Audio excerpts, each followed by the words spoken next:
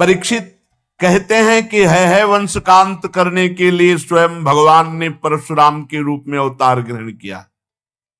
21 बार क्षत्रियों का विनाश किया पूरे विश्व के। राजा परीक्षित ने पूछा, प्रभु क्या अपराध हो गया क्षत्रियों से कि भगवान परशुराम जी ने 21 बार घूम घूम करके पूरे भूमंडल से क्षत्रियों का विनाश किया। श्री सुखदेव जी महाराज कहा कि परीक्षित, ये उन दिनों की बात है जिस समय है वंश का अधिपति शास्त्राबाहु अर्जुन, वो एक महान बलवान श्रेष्ठ राजा था और खास बात उसने दत्तात्रेय जी को प्रसन्न कर लिया था, अवधूत शिरोमणि दत्तात्रेय जी, और उनसे 1000 भुजाएं, कभी शत्रु से युद्ध में पराजित ना होना, कभी कोई ऐश्वर्य की कमी ना होना, जो इच्छा करे वो प्राप्त हो जाना, ये सब वरदान प्राप्त किए थे भगवान दत्तात्रेय जी से।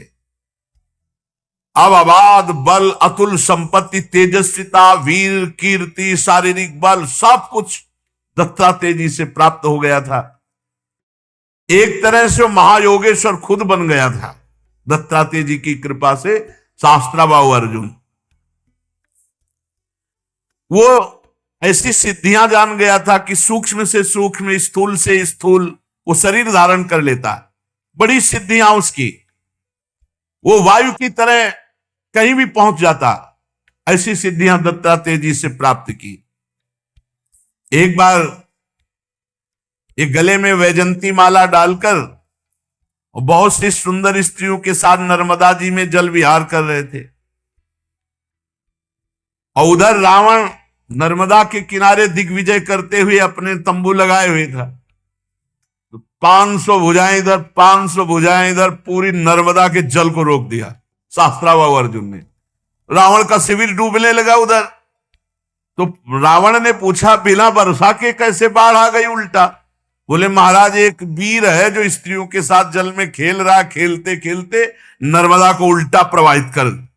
तो उनका हमसे बड़ा वीर कौन है? रावण बड़े घमंड में गया, अपने को बड़ा वीर मानता था, और जाके शास्त्राबाहु अर्जुन से अब वीरता की बातें करने लगा।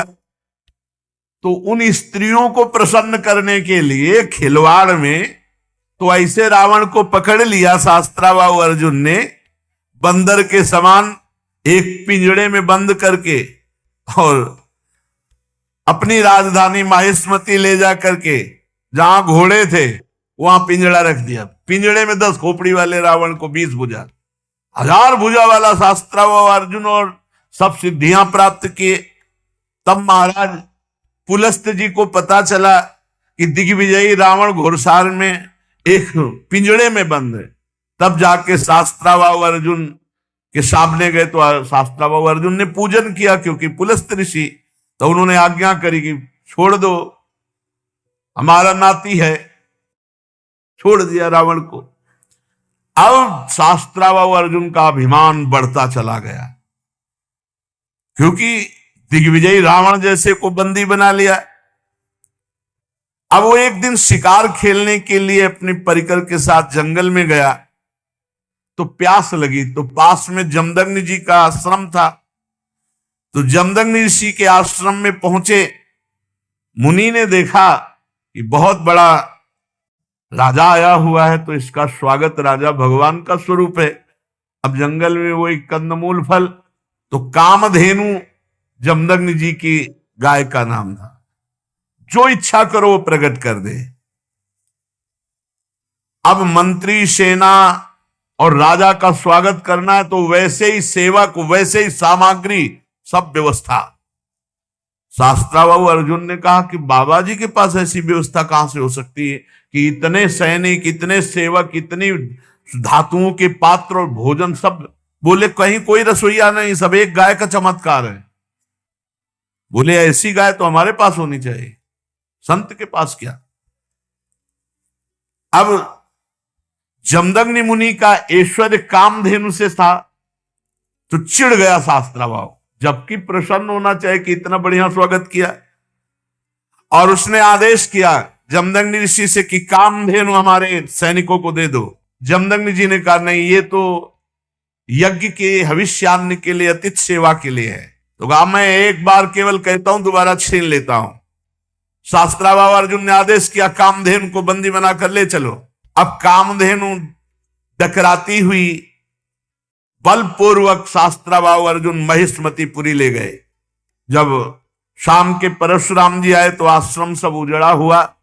मां से पूछा तो उन्होंने बताया कि सारा का सारा दुष्टता का वृत्तांत शास्त्राबाहु अर्जुन है वंशी। भयंकर फरसात हाथ में लिए हुए परशुराम जी जैसे किसी महामत वाले सिंह को कोई दबा नहीं सकता, ऐसे गरजते हुए महिष्मतीपुरी गए। अभी वो मस्ती में था कि प्रवेश ही नहीं कर पाया था कि भगवान परशुराम जी पहुंच गए। परशुराम जी की बड़ी विलक्षण झांकी थी। हाथ में परशुराम, मस्तक पर जटा का मुकुट, त्रिपुंड लगा हुआ। जे भी शास्त्राबाहु अर्जुन झपटा, भगवान परशुराम जी ने जो जटाएं सूर्य की तरह चमक रही थी खोल लिया और हाथ में फरसा धारण करके बात की बात में सारी सेना को विध्वंस करके और उसके 1000 भुजाएं जो भगवान अवधूत शिरोमणि दत्तात्रेय जी के द्वारा दी थी, साहब काट के गिरा दी। फरसे का ऐसा प्रहार कि कोई सामने नहीं बचा। बाहें जांघें सब काट काट के। परशुराम जी के बाणों से जब है पति का सर्वनाश हो गया तो 10,000 लड़के थे शास्त्राबाहु अर्जुन के, 10,000। भगवान परशुराम जी तो 10,000 लड़के तो अभी नहीं थे इनके साथ, ये अलग थे। सब पूरे परिकर सहित शास्त्राबाहु अर्जुन को मार डाला भगवान परशुराम जी ने। कामधेनु छुड़ाकर आश्रम में ले आए। महिष्मतीपुरी के शास्त्राबाहु अर्जुन का विनाश बड़ा आश्चर्य में। जमदग्नि जी ने कहा, हाय हाय परशुराम, तुम क्या उपद्रव करते हो? अरे राम राम, वो राजा था, गाय ले जा रहा था, ले जाने देते, तुमने हत्या क्यों कर दी? राजा सर्वदेव में होता, तुमने अपराध किया। अरे हम लोग ब्रह्म ऋषि हैं, क्षमा हमारा बल है, संसार हमको इसीलिए पूजता है क्योंकि हम क्षमावान हैं। तुम्हारे ब्रह्मा जी भी क्षमा के बल से ही ब्रह्म पद पर स्थित है। ऋषियों की शोभा क्षमा होती है, ये सर्वशक्ति प्रदर्शन नहीं। भगवान तुम पर प्रसन्न हो, अब तुम तप परायण हो, तुमने अपराध किया, राजा का वध किया, ये ब्रह्म हत्या से भी बढ़कर है। जाओ तीर्थों का सेवन करते हुए तप करो और इसका प्राश्चित कर डालो। भगवान परशुराम जी घुटने टेक कर जमदग्नि जी के आगे जो आज्ञा। अब 1 वर्ष तीर्थ यात्रा करके अपने आश्रम पर आए।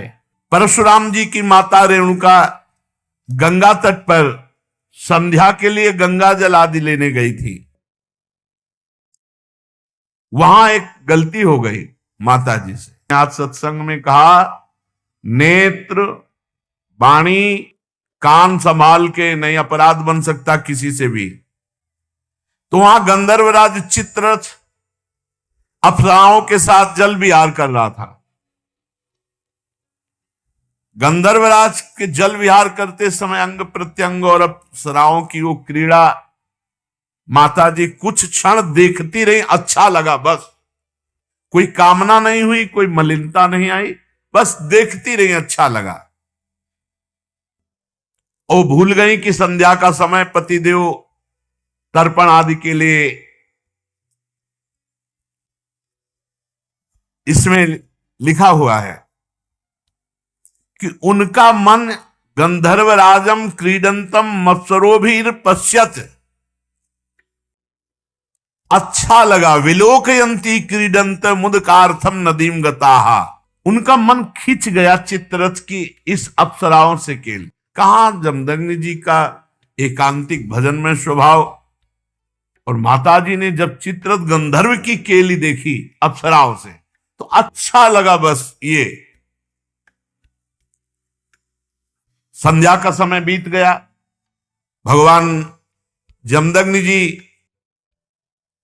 इंतजार करें, ऐसा कैसे हो गया कि संध्या की अवहेलना हो गई और अभी तक रेणुका जल लेकर नहीं आई।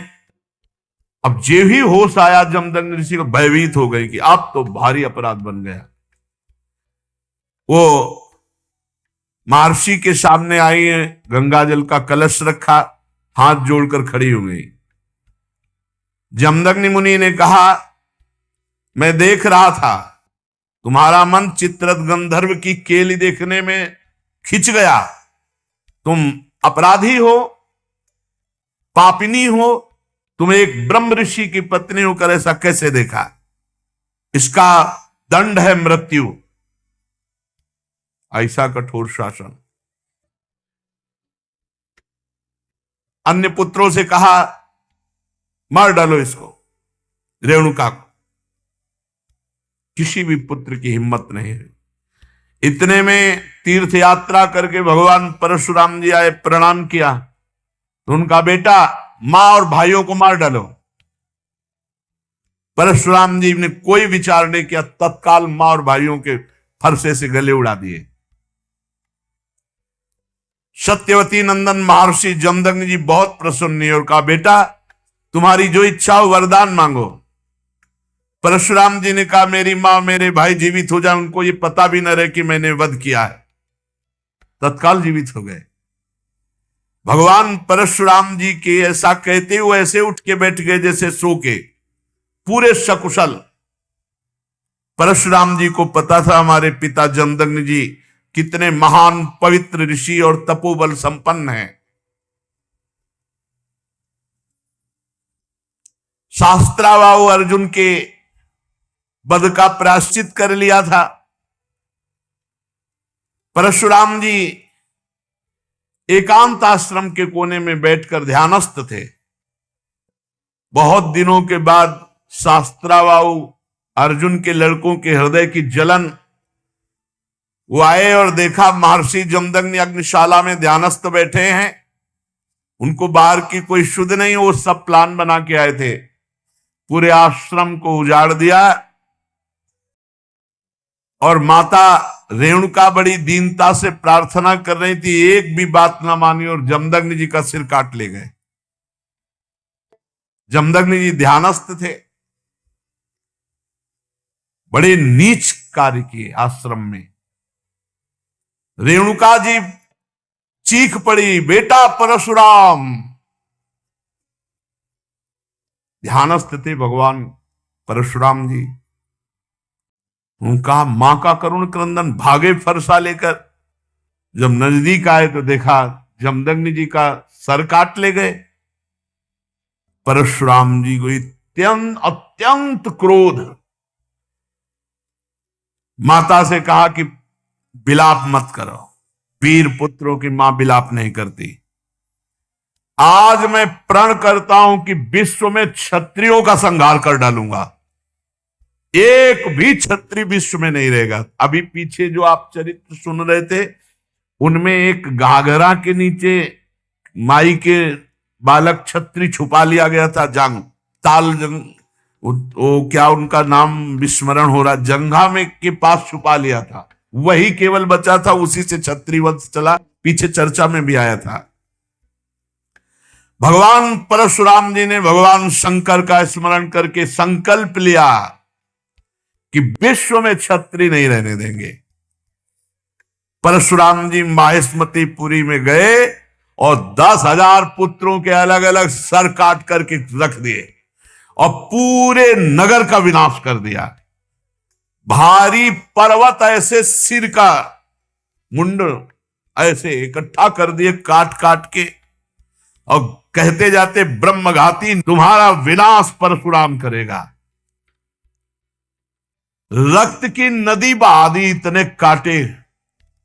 जो राजा थे, क्षत्रिय थे, ब्राह्मण द्रोही क्षत्रियों का हृदय कांप उठा। भगवान वर्तमान में जो क्षत्रिय असुर स्वभाव वाले हो गए थे, उनके विनाश के लिए ही प्रकट हुए थे। इसलिए अपने पिता जमदग्नि के वध का निमित्त बनाकर 21 बार, एक बार घूम के काट डाला, फिर 2 बार घूम के, 21 बार पूरे विश्व में घूम करके 5 तालाब समंत पंचक में रक्त के बना दिए काट काट के। और फिर अपने पिता का सर जो सुरक्षित रखा हुआ था माता के पास, जोड़ा और पुनः जीवित कर दिया। पहले 21 बार क्षत्रियों का विनाश किया, फिर अपने पिता का सर ला के जोड़ा। और फिर बाद में सबके प्रायश्चित के लिए यज्ञ की और 7 दिशाएं जीत करके ब्रह्म ऋषियों को दान कर दी। इसके बाद यज्ञांत स्नान किया और समस्त पापों से मुक्त होकर मेघरहित सूर्य के समान तेजस्वी परशुराम जी, जमदग्नि जी को स्मृति रूप संकल्प में शरीर की प्राप्ति हुई। भगवान परशुराम जी से सम्मानित होकर उस 7 ऋषियों के मंडल में 7वें ऋषि होकर आज भी विराजमान है।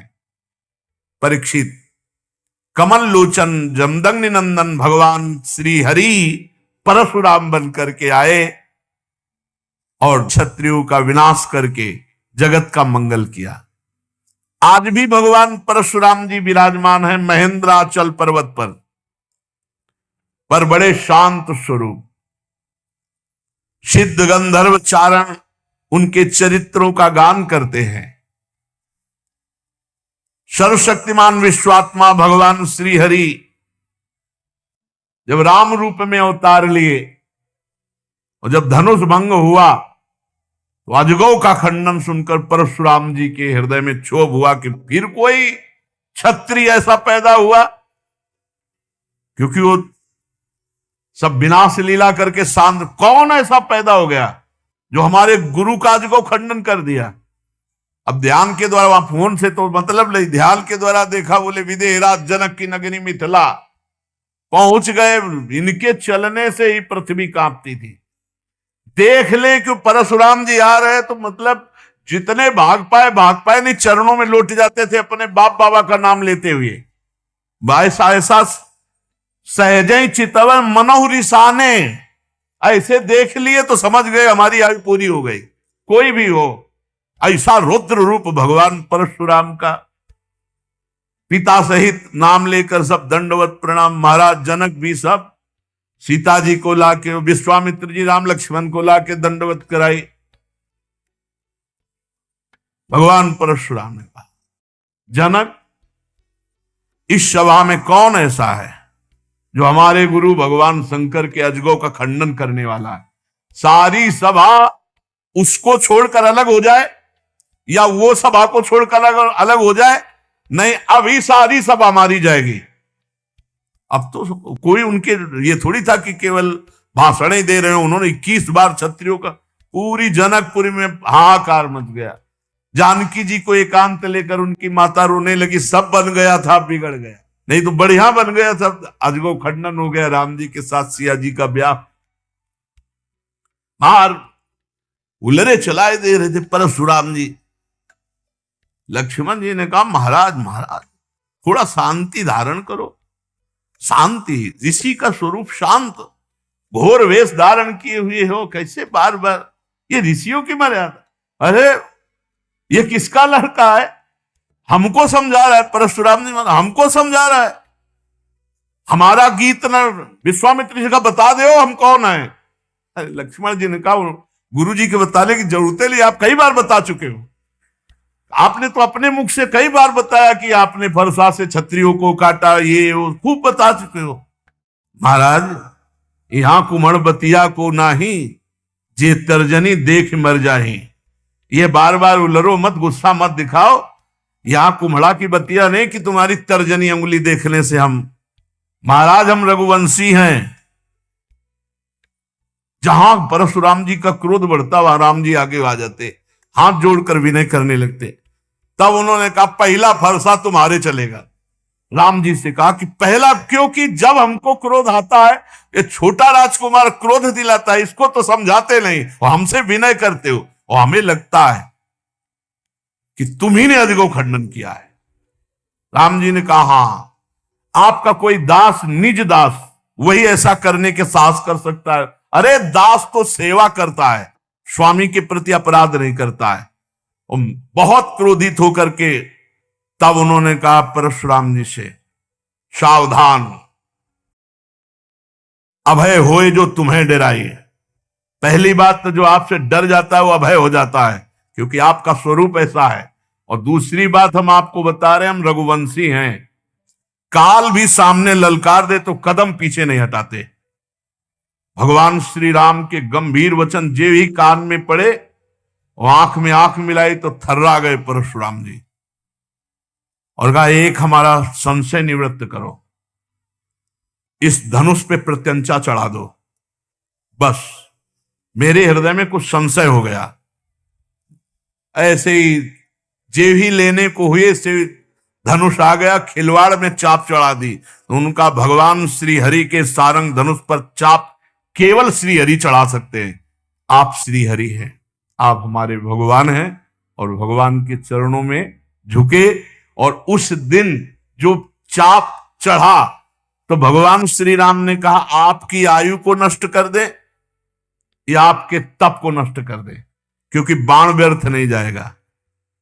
तो उनका, प्रभु हम तो आपके आश्रित हैं,